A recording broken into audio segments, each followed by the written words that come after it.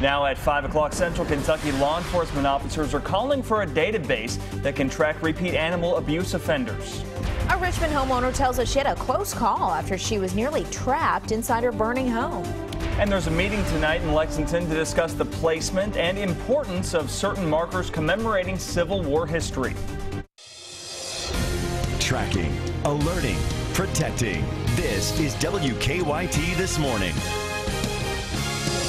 Good morning. Thanks for joining us. It's 5 a.m. on your Wednesday. I'm Sean Moody in for Bill Bryant. And I'm Rebecca Smith. You said you actually stayed up to watch a little bit of the debate last night. I did. Bill did a good job, of course, Yeah. but it was interesting. It's fun to watch. I always love watching debates, seeing all the ideas and a little bit of drama that goes on. And you're here perky and nice and bright. There was plenty of coffee. Okay, yes, that is typically how it goes for me. It's a little Diet Dr. Pepper action.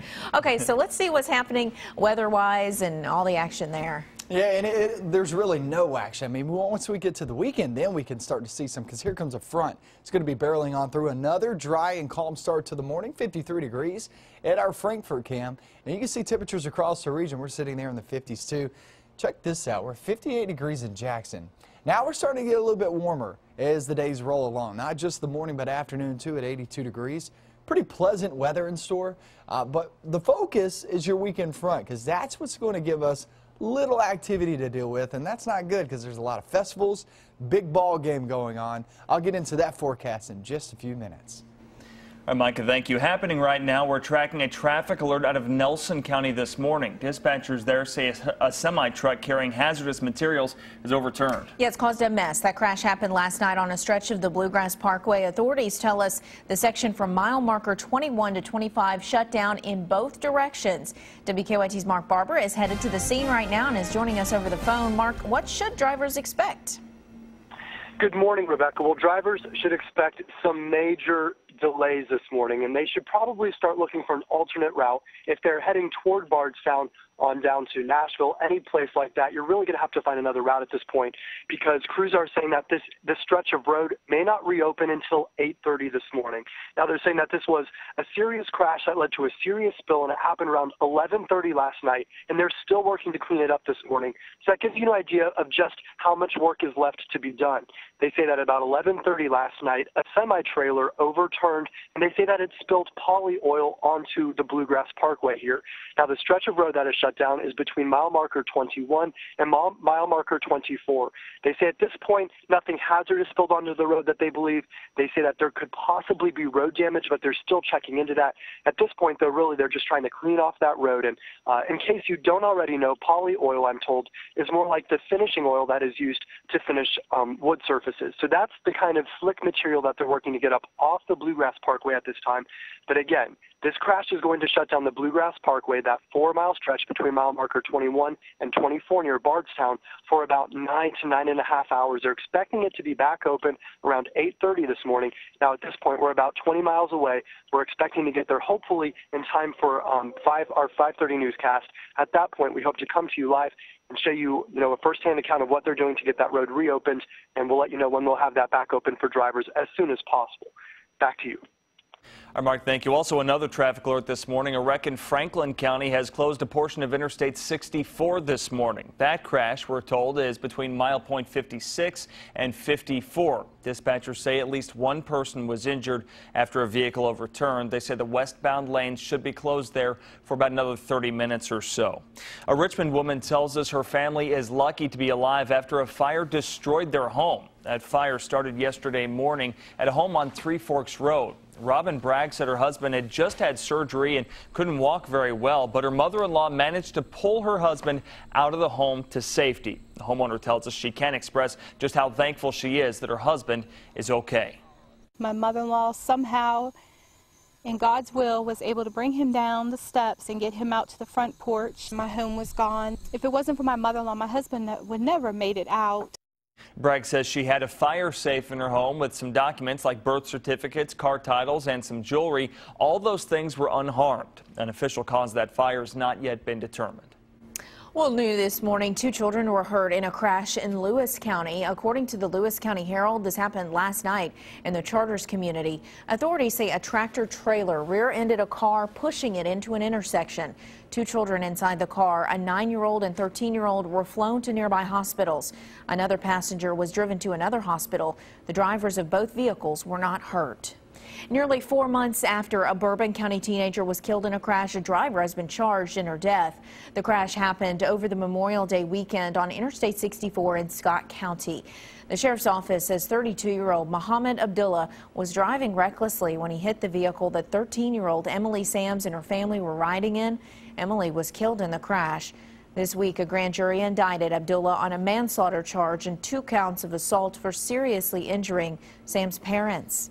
They felt from the beginning that this collision definitely didn't have to happen, and a child definitely didn't have to lose their life over it. So they did their investigation from the aspect of trying to find out exactly what caused this so that they could determine if it could have been prevented. Deputies say Abdullah is thought to be back in Baltimore, Maryland, where he lives. They expect U.S. Marshals to arrest him soon. Deputies in Laurel County are looking for a person who they say caused a wreck and then left. That crash happened just after 3 o'clock Monday afternoon on Kentucky 229 south of London. Deputies say an SUV traveling south was hit by a dark-colored coal hauler. That coal truck left the scene. The driver of the SUV was seriously injured and taken to UK hospital. Deputies say to look out for a coal truck with damage to its front driver's side. A Central Kentucky law enforcement officer wants to make it easier to track repeat animal abuse offenders.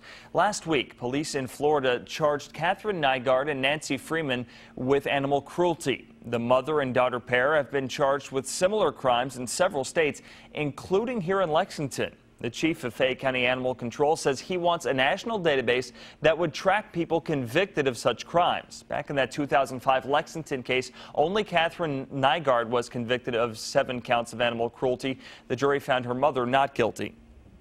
Happening today, a review board is set to meet to discuss the future of a historical marker and statues in downtown Lexington. And those statues of John Hunt Morgan and John C. Breckinridge, both Civil War officers, and the marker have been contested recently during debates about the placement of Civil War artifacts. WKYT's Michelle Chamberlain joins us from the Fifth Third Bank Pavilion. Michelle, good morning. Yeah, the board will meet this afternoon to discuss the future of these historical markers, such as the one behind me of John C. Breckinridge. The meeting will consist of 5 experts who will discuss the future of these historical statues and marker.